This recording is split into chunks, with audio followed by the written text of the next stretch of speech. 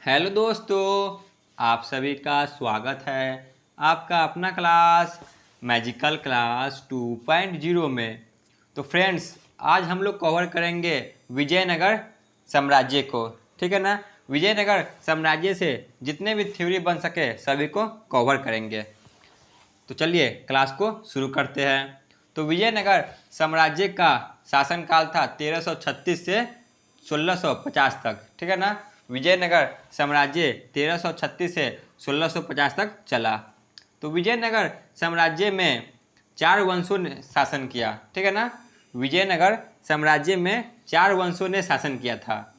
जानते हैं कौन कौन वंश थे। तो सबसे पहले थे संगम वंश। ठीक है ना। संगम वंश का शासनकाल था 1336 से 1485 तक।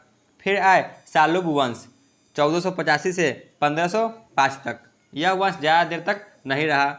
फिर आए तुलुग वंश 1505 से 1570 तक।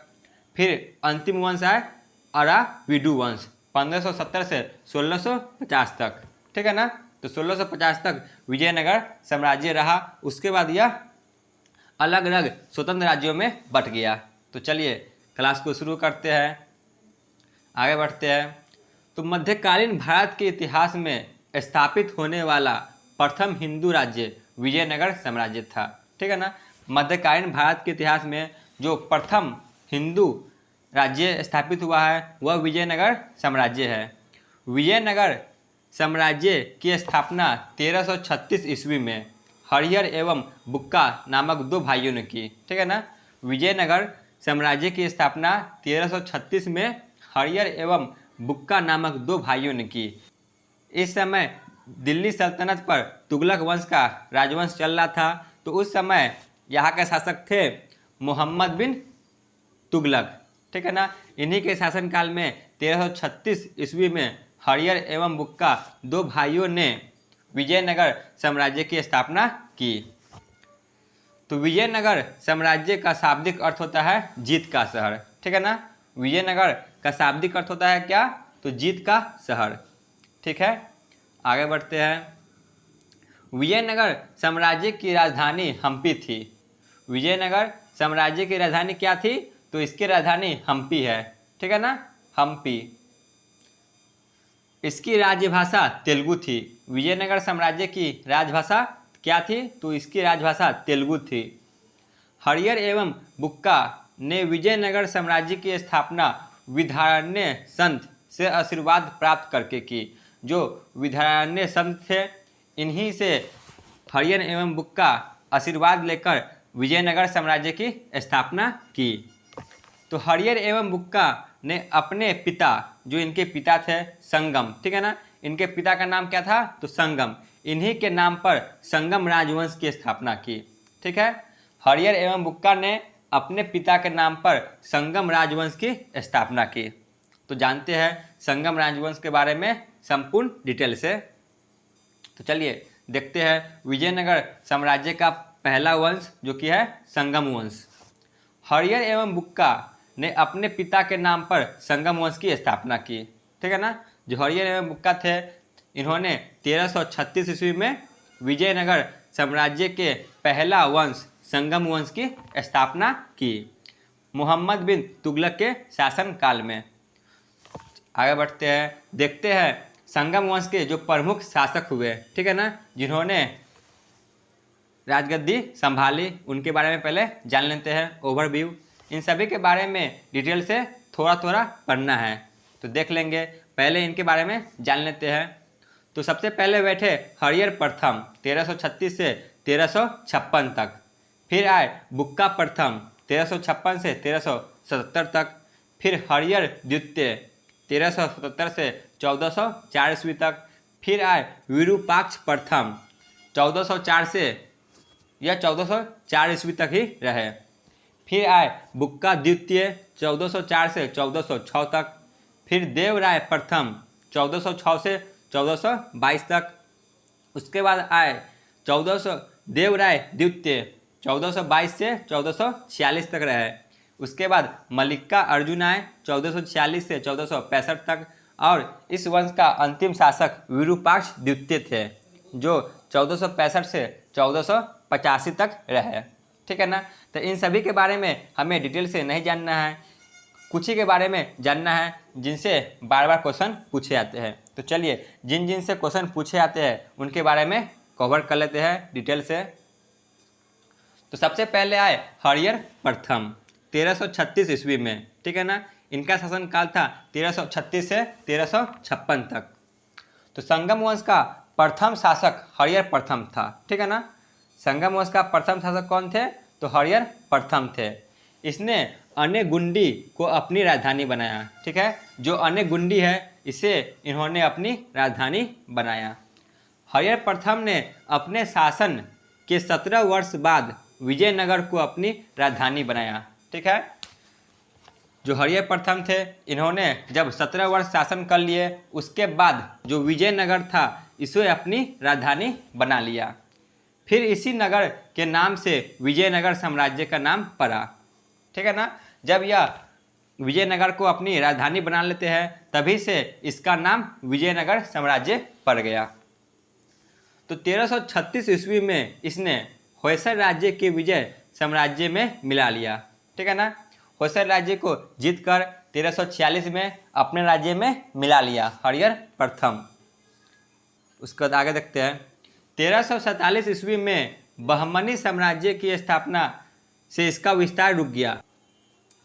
1356 ईस्वी में हरियर प्रथम की मृत्यु आती है। ठीक है ना। 1356 ईस्वी में जो हरियर प्रथम थे इसकी मृत्यु हो जाती है। तो आगे बढ़ते हैं। तो बुक्का प्रथम के बारे में जानते हैं। हरियर प्रथम से हमें वही जानना था, उन्हीं से क्वेश्चन बार बार पूछे जाते हैं। तो बुक्का प्रथम के बारे में जान लेते हैं। हरियर प्रथम के बाद बुक्का प्रथम शासक बना। ठीक है ना। पहले हरियर प्रथम शासक थे, इसके बाद बुक्का प्रथम शासक बने। इसने मदुरई, जो मदुरई है, इसे जीतकर विजयनगर साम्राज्य में मिला लिया। ठीक है ना। बुक्का प्रथम ने वेद मार्ग प्रतिष्ठापक की उपाधि धारण की। जो बुक्का प्रथम थे इन्होंने वेद मार्ग प्रतिष्ठापक की उपाधि धारण की। आगे चलते हैं। आगे देखते हैं हरियर द्वितीय के बारे में। ठीक है ना। हरियर द्वितीय से क्वेश्चन पूछे जाते हैं, इसीलिए इसे अच्छी तरह से ध्यान में रखें। हरियर द्वितीय बुक्का प्रथम का पुत्र था। ठीक है ना। जो बुक्का प्रथम थे इनका यह पुत्र था हरियर द्वितीय। तो हरियर द्वितीय ने संगम शासकों में सबसे पहले महाराजा धीराज की उपाधि धारण की। ठीक है। जो हरियर द्वितीय थे इन्होंने संगम शासकों में सबसे पहले जो महाराजा धीराज की उपाधि होती है इसे धारण की। हरियर द्वितीय ने कनारा, मैसूर, त्रिचनापल्ली, कांची आदि प्रदेशों को जीता था। ठीक है ना। इन 4 प्रदेशों को हरियर द्वितीय ने जीत लिया और भी बहुत से प्रदेशों को जीता था। देखते हैं। इसने बहमनी राज्य से बेलगांव और गोवा को भी जीत लिया था। ठीक है ना। जो हरियर द्वितीय थे इन्होंने बहमनी राज्य से बेलगांव और गोवा को भी जीतकर अपने साम्राज्य में मिला लिया। ठीक है। आगे देखते हैं। तो हरियर द्वितीय ने श्रीलंका के राजा से भी कर वसूला था। जो श्रीलंका के राजा थे उस समय, उससे भी हरियर द्वितीय ने कर वसूल किया था। बाद में 1404 ईस्वी में हरियर द्वितीय की मृत्यु हो जाती है। ठीक है ना। तो हरियर द्वितीय की मृत्यु 1404 ईस्वी में हो जाती है। ठीक है। एक बार और देख लेते हैं। तो हरियर द्वितीय के बाद उसका पुत्र बुक्का प्रथम शासक बने। इन्होंने सबसे पहले संगम शासकों में महाराजा धीराज की उपाधि प्राप्त की। हरियर द्वितीय ने कनारा, मैसूर, त्रिचनापल्ली, कांची आदि प्रदेशों को जीत लिया। आगे चलकर इसने बहमनी राज्य से बेलगांव और गोवा को भी जीत लिया और श्रीलंका के राजा से भी यह कर वसूल किए थे। ठीक है ना। और 1404 ईस्वी में इनकी मृत्यु हो जाती है। तो आगे देखते हैं। विरूपाक्ष प्रथम, इनका शासनकाल 1404 ईस्वी था। तो विरूपाक्ष प्रथम हरियर द्वितीय का पुत्र था। ठीक है ना। जो हरियर द्वितीय का पुत्र है यह विरूपाक्ष प्रथम है। इसका भाई ने इसे कैद कर लिया। ठीक है। विरूपाक्ष प्रथम का भाई इसे कैद कर लिया और खुद राजगद्दी पे बैठ गया। ठीक है ना। जो विरूपाक्ष प्रथम के भाई थे बुक्का द्वितीय, यह इन्हें कैद कर लिया और राजगद्दी पे बैठ गए। तो अगला शासक बने बुक्का द्वितीय 1404 से 1406 ईस्वी तक। इनके बारे में जान लेते हैं, ज़्यादा नहीं जानना है। तो विरूपाक्ष प्रथम को हटाने के बाद बुक्का द्वितीय राजगद्दी पे बैठे, ठीक है ना, जो इनके भाई थे। इनका शासनकाल मात्र 2 वर्षों तक ही चला, ठीक है ना, इनका शासनकाल मात्र 2 वर्षों तक चला। तो इन सब से क्वेश्चन नहीं पूछे जाते हैं, लेकिन आपको जानकारी रहना जरूरी है, इसलिए कवर किए हैं। आगे बढ़ते हैं, देवराय प्रथम के बारे में जान लेते हैं, इनसे क्वेश्चन बनते हैं। तो देवराय प्रथम 1406 ईस्वी में शासक बने, ठीक है ना, 1406 ईस्वी में यह राजगद्दी पे बैठते हैं। बहमनी सुल्तान जो फिरोज शाह थे ने इसे पराजित कर दिया, ठीक है, जो बहमनी सुल्तान थे फिरोज शाह ने इसे पराजित कर दिया। तो फिरोज शाह ने इसे पराजित होने के कारण देवराय प्रथम ने अपनी पुत्री का विवाह इसके साथ कर दिया, ठीक है ना। फिरोज शाह ने देवराय प्रथम को पराजित कर दिया, तो देवराय प्रथम ने अपनी पुत्री का विवाह फिरोज शाह से कर दिया। आगे बढ़ते हैं, देवराय प्रथम ने तुभद्रा नदी पर एक बांध बनवाया, ठीक है, जो तुभद्रा नदी पर एक बांध है इसे देवराय प्रथम ने ही बनाया था। ये मोस्ट VVI है। इटली के यात्री जो निकोलो कांटी थे विजयनगर की यात्रा पर देवराय प्रथम के शासनकाल में आए थे, ठीक है ना। इन्हीं के शासनकाल में जो इटली के यात्री थे निकोलो कांटी वह भारत की यात्रा पे आए थे। देवराय प्रथम के दरबार में प्रसिद्ध तेलुगु कवि श्रीनाथ रहा करते थे। जो तेलुगु के प्रसिद्ध कवि है श्रीनाथ, यह देवराय प्रथम के शासनकाल में रहा करते थे। तो 1422 ईस्वी में देवराय प्रथम की भी मृत्यु हो जाती है, ठीक है ना, 1422 ईस्वी में इनकी मृत्यु हो जाती है। आगे बढ़ते हैं, देवराय द्वितीय के बारे में जानते हैं, ठीक है ना। देवराय द्वितीय, तो देवराय प्रथम के बाद उसका पुत्र, ठीक है ना, देवराय प्रथम का पुत्र जो रामचंद्र था यह 1422 ईस्वी में सिंहासन पे बैठा, ठीक है। 1422 ईस्वी में देवराय प्रथम का पुत्र रामचंद्र गद्दी पर बैठा, परंतु कुछ महीने बाद ही इसकी मृत्यु हो जाती है, ठीक है। कुछ महीनों का शासन काल के बाद ही इनकी मृत्यु हो जाती है। तो रामचंद्र के बाद उसका जो भाई था वीरविजय, ठीक है ना, रामचंद्र का भाई वीरविजय यह गद्दी पर बैठा, लेकिन उसका शासनकाल भी अल्पकालीन रहा, ठीक है ना, ज़्यादा देर तक इनका शासनकाल भी नहीं चल सका। तो इसके बाद अगला शासक हुए देवराय द्वितीय, ठीक है ना, देवराय द्वितीय अगला शासक बने। तो संगम वंश का सबसे प्रतापी राजा देवराय द्वितीय था, ठीक है ना, संगम वंश का सबसे प्रतापी और महाराजा देवराय द्वितीय ही था। फारसी राजदूत अब्दुल रज्जाक, जो अब्दुल रज्जाक है फारसी राजदूत, यह देवराय द्वितीय के शासनकाल में ही विजयनगर आया था। ये भी आपको याद रखना है, ये एग्जाम में पूछा गया क्वेश्चन है। एक अभिलेख के अनुसार देवराज द्वितीय को गजबेटकर, ठीक है ना, एक अभिलेख में यह वर्णन किया गया है कि देवराय द्वितीय को गजबेटकर कहा गया है, यानी कि हाथियों का शिकारी कहा गया है, एक अभिलेख के अनुसार पता चलता है। तो 1446 ईस्वी में भी इसकी मृत्यु हो जाती है, ठीक है, देवराय द्वितीय की मृत्यु 1446 ईस्वी में हो जाती है। आगे बढ़ते हैं, तो अगला शासक बने मल्लिका अर्जुन। देवराय द्वितीय के बाद उसका जो पुत्र था मल्लिका अर्जुन, यह संगम वंश का अगला शासक बने। मल्लिका अर्जुन को उड़ीसा के गजपति शासकों ने बुरी तरह पराजित कर दिया था, ठीक है, जो उस समय उड़ीसा के गजपति शासक थे, इन्होंने मल्लिका अर्जुन को बुरी तरह हरा चुके थे। तो बाद में चंद्रगिरी के नरसिंह सालूब ने उसका सिंहासन उससे छीन लिया, ठीक है, बाद में चलकर जो चंद्रगिरी के शासक थे नरसिंह सालूब, इन्होंने इनसे सिंहासन छीन लिया। तो नरसिंह सालूब मल्लिका अर्जुन के मंत्री थे, ठीक है ना, जो नरसिंह सालूब है यह मल्लिकार्जुन का मंत्री ही था। मल्लिकार्जुन को पौर देवराय भी कहा जाता है, ठीक है ना, ये मोस्ट वीवीआई है। मल्लिकार्जुन को पौर देवराय के नाम से जाना जाता है। मल्लिकार्जुन की मृत्यु 1465 ईस्वी में हो जाती है। तो इनके बाद इस वंश का आखिरी शासक बनते हैं जो थे विरूपाक्ष द्वितीय। इनका शासनकाल 1465 से 1485 ईस्वी तक रहा। यह इस वंश के अंतिम शासक थे, ठीक है ना, संगम वंश के यह अंतिम शासक थे। 1485 ईस्वी में विरूपाक्ष द्वितीय की हत्या कर दी गई। इनकी हत्या 1485 में कर दी गई। इसी के साथ संगम वंश की समाप्ति हो जाती है, ठीक है ना। इसके हत्या बाद इस वंश का समाप्ति हो जाती है। तो इसके बाद शालूब वंश का स्थापना किया जाता है।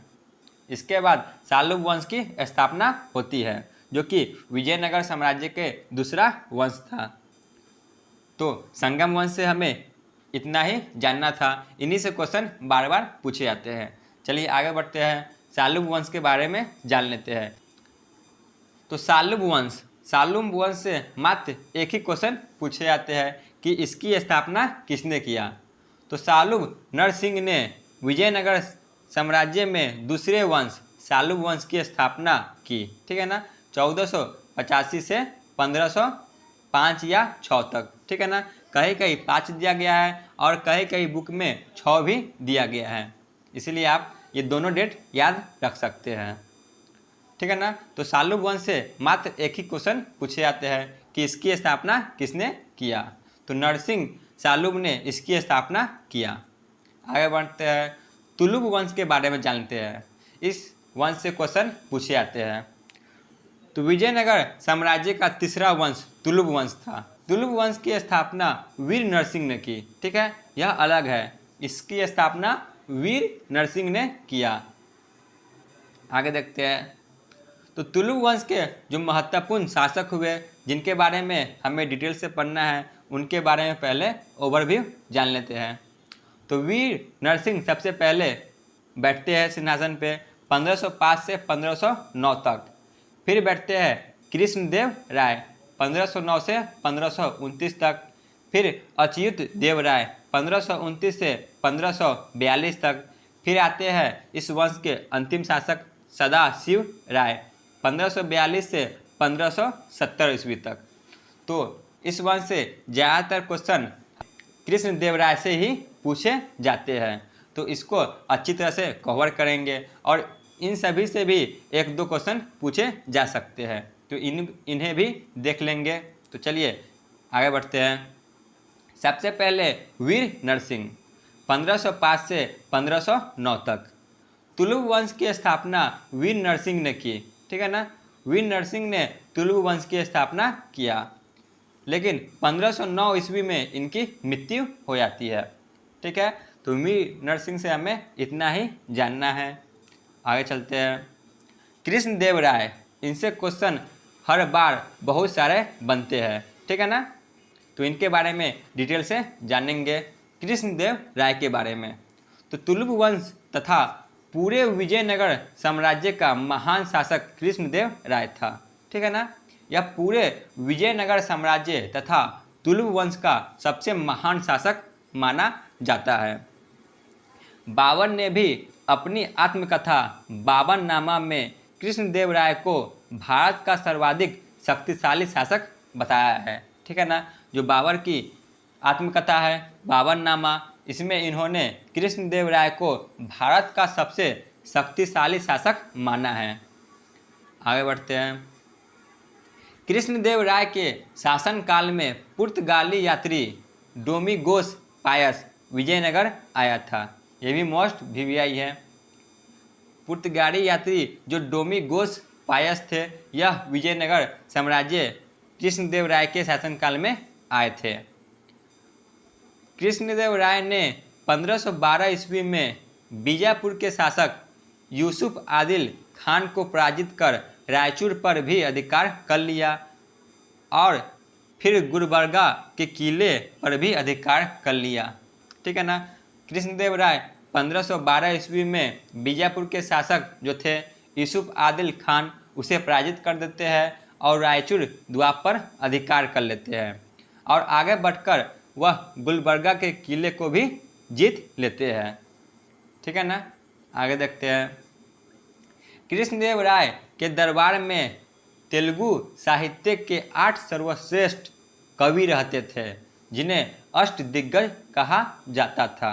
ठीक है ना, कृष्णदेव राय के शासनकाल में तेलुगु साहित्य के 8 महान सर्वश्रेष्ठ कवि रहते थे जिन्हें अष्टदिग्गज के नाम से जाना जाता था। तो इनके शासनकाल को तेलुगु साहित्य का क्लासिक युग भी कहा गया है। ठीक है ना, मोस्ट VVI ये क्वेश्चन पूछा गया है कि किसके शासनकाल को तेलुगु साहित्य का क्लासिक युग कहा गया है, तो कृष्णदेव राय के शासनकाल को। ठीक है ना, कृष्णदेव राय ने तेलुगु में अमुक्त मालयाद एवं संस्कृत में जम्बवती कल्याणम की रचना की। ठीक है ना, यह 2 बुक की रचना कृष्णदेव राय ने किया है। कौन कौन? अमुक्त मालयाद तेलुगु में और संस्कृत में जम्बुवावती कल्याणम, इनकी रचना कृष्णदेव राय ने किया है। आगे देखते हैं। तो पांडुरंग महात्यम की रचना तेनाली रामकृष्ण ने किया है। ठीक है ना, जो पांडुरंग महात्यम है इसकी रचना तेनाली रामकृष्ण ने की है। नगरपुर में हजारा एवं विट्ठल स्वामी मंदिर का निर्माण कृष्णदेव राय ने ही करवाया है। जो नगरपुर में हजारा है और विट्ठल स्वामी मंदिर है इसका निर्माण भी कृष्णदेव राय ने किया है। मोस्ट VVI है, इसे आप लोग अच्छी तरह से याद कर ले और कॉपी में लिख ले। कृष्णदेव राय की मृत्यु 1529 में हो जाती है। ठीक है ना, कृष्णदेव राय की मृत्यु 1529 में हो जाती है। इन्होंने आंध्र भोज, अभिनव भोज और आंध्र पितामह आदि की भी उपाधि धारण की थी। ठीक है ना, जो कृष्णदेव राय थे इन्होंने आंध्र भोज, अभिनव भोज और आंध्र पितामह की उपाधि धारण की थी। मोस्ट VVI है, इसे भी आप याद रखें। तो आगे देखते हैं। कृष्णदेव राय से हमें उतना ही जानना था। जानते हैं इस वंश के जो आखिरी शासक थे उनके बारे में, सदाशिव राय के बारे में। तो इनका शासनकाल 1542 से 1570 तक माना जाता है। तो यह तुलुभ वंश का अंतिम शासक था। ठीक है ना, जो सदाशिव राय है यह इस वंश का अंतिम शासक था। सदाशिव राय का सेनापति राम राय था। ठीक है, जो सदाशिव राय है इनका सेनापति थे राम राय। तो राम राय ने बहमनी साम्राज्य के 5 राज्य बीजापुर, गोलकुंडा, बरार, बीदर और अहमदाबाद में फूट डालने की कोशिश की। ठीक है ना, यानी कि इन सभी को आपस में लड़ाने की कोशिश किया। कौन? तो सदाशिव राय के सेनापति राम राय। तो देखते हैं आगे क्या हुआ। तो किंतु इसके विपरीत परिणाम हुआ। ठीक है ना, जो राम राय था इसका सेनापति या 5 राज्यों को आपस में लड़ाना चाहते थे, उसमें फूट डालना चाहते थे, लेकिन इसके विपरीत परिणाम हुआ।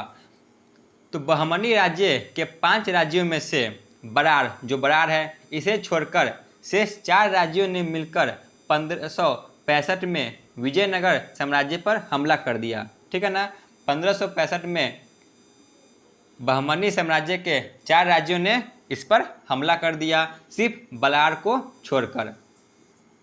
तो 1565 में ही राक्षसी, तांगड़ी या तालीकोटा या बन्नीपट्टी का युद्ध 23 जनवरी 1565 ईस्वी में हुआ। इसी को तालीकोटा, बन्नीपट्टी, राक्षसी, तागड़ी के युद्ध के नाम से जाना जाता है। इसी युद्ध के कारण विजयनगर साम्राज्य का पतन होना शुरू हो गया। ठीक है ना, इसी युद्ध के बाद विजयनगर साम्राज्य का पतन शुरू हो गया। कौन से युद्ध के बाद? तो तालीकोटा या बन्नीपट्टी या राक्षसी तागड़ी के युद्ध से। ठीक है ना, जो कि 1565 में हुआ था। आगे बढ़ते हैं। इस युद्ध के मैदान में इसका सेनापति जो राम राय था इसकी मृत्यु हो जाती है। सदाशिव ने अपना अगला सेनापति तिरुमाल को बनाया। ठीक है ना, जो तिरुमल है इसे सदाशिव ने अगला सेनापति बनाया। तिरुमल ने सदाशिव राय की हत्या कर दी। ठीक है ना, जो इसके सेनापति थे इन्होंने इसकी हत्या कर दी और एक नया वंश अराविडु वंश की स्थापना की। तिरुमल ने ही अराविडु वंश की स्थापना की, जो तुलुव वंश के अंतिम शासक थे सदाशिव राय की हत्या करके। तो तुलुव वंश से हमें इतना ही पढ़ना था। चलिए विजयनगर साम्राज्य के अंतिम वंश के बारे में जानते हैं, जो कि अराविडु वंश है। अराविडु वंश यह 1570 से 1650 तक चले। इनका शासनकाल 1650 तक रहा। इस वंश की स्थापना 1570 में तिरुमल ने की। ठीक है, जो तिरुमल थे इन्होंने इसकी स्थापना की। यह विजयनगर साम्राज्य का चौथा और अंतिम वंश था। ठीक है ना, इसके बाद इसका कोई अगला वंश नहीं चला और विजयनगर साम्राज्य के अलग अलग राज्य में विभाजित हो गए और सभी स्वतंत्र राज्य बन गए। तो पेनुगोंडा इस वंश की राजधानी बना। ठीक है ना, जो पेनुगोंडा है यह अराविडु वंश की राजधानी बना। आगे बढ़ते हैं। इस वंश का अंतिम शासक श्रीरंग तृतीय था। अराविडु वंश का अंतिम शासक कौन थे? तो श्रीरंग तृतीय थे। इसके राज्य में तंजौर, मैसूर, मदुरई स्वतंत्र राज्य का निर्माण हुआ। ठीक है ना, मतलब कि सब अलग अलग राज्य बन गए और इसी के साथ विजयनगर साम्राज्य का पतन हो गया। इसी के साथ विजयनगर साम्राज्य खत्म होता है और अलग अलग स्वतंत्र राज्य की स्थापना हो जाती है। ठीक है, तो आज का थ्योरी क्लास यहीं पे ख़त्म होता है। चलिए देखते हैं प्रीवियस ईयर क्वेश्चन को, जो कि किसी न किसी एग्जाम में पूछा गया है। तो पहला क्वेश्चन है, विजयनगर साम्राज्य की स्थापना कब हुई? बताइए, विजयनगर साम्राज्य की स्थापना कब हुई थी? तो इसकी स्थापना 1336 ईस्वी में हुई थी, हरियर एवं बुक्का के द्वारा। आगे बढ़ते हैं। क्वेश्चन नंबर 2, विजयनगर साम्राज्य की स्थापना किसने किया? बताइए, विजयनगर साम्राज्य की स्थापना किसने किया था? तो विजयनगर साम्राज्य की स्थापना हरियर एवं बुक्का दो भाइयों ने 1336 ईस्वी में किया। इस समय तुगलक वंश के शासक मोहम्मद बिन तुगलक शासन कर रहे थे। आगे बढ़ते हैं। क्वेश्चन नंबर 3, विजयनगर साम्राज्य की राजभाषा क्या थी? बताइए, विजयनगर साम्राज्य की राजभाषा क्या थी? तो विजयनगर साम्राज्य की राजभाषा तेलुगु था। ठीक है ना, ऑप्शन बी। आगे बढ़ते हैं। क्वेश्चन नंबर 4, इनमें से कौन विजयनगर साम्राज्य के राजवंश नहीं है? बताइए, इनमें से कौन है जो विजयनगर साम्राज्य के वंश नहीं है? ऑप्शन है संगम वंश, ऑप्शन बी तुलुव वंश, ऑप्शन सी सुलभ वंश, ऑप्शन डी चोल वंश।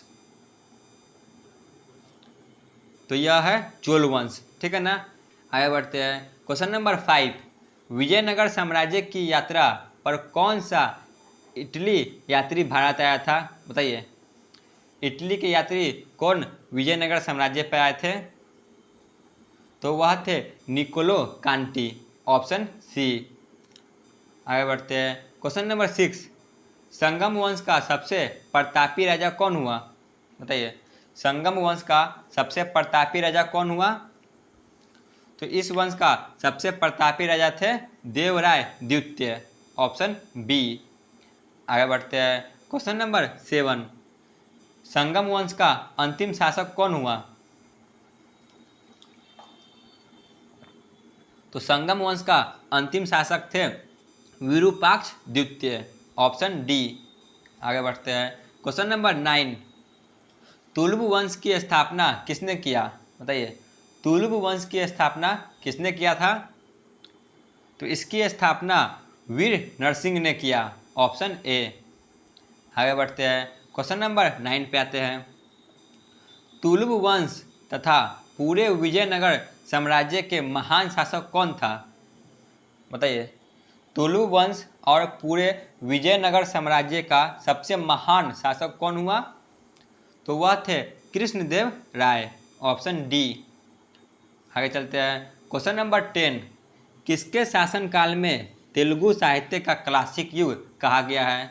बताइए, किसके शासनकाल को तेलुगु साहित्य का क्लासिक युग कहा गया है? तो वह है कृष्णदेव राय के शासनकाल को, ऑप्शन डी। आगे बढ़ते हैं। क्वेश्चन नंबर 11, तुलुव वंश का अंतिम शासक कौन हुआ? बताइए। तो तुलुव वंश का अंतिम शासक थे सदाशिव राय, ऑप्शन डी। चलिए आगे बढ़ते हैं। क्वेश्चन नंबर लास्ट पे आते हैं। विजयनगर साम्राज्य का चौथा एवं अंतिम वंश कौन था? तो विजयनगर साम्राज्य का चौथा और अंतिम वंश था अराविडु वंश, ऑप्शन डी। तो आज का क्लास यहीं पे ख़त्म होता है। आप लोग चैनल पे नए हो तो चैनल को अवश्य सब्सक्राइब करें और अपने दोस्तों को भी शेयर करें। आप लोग को इसी तरह इन्फॉर्मेटिव जीके क्लास मिलता रहेगा जो कि हर कंपटीशन एग्जाम में ज़रूरत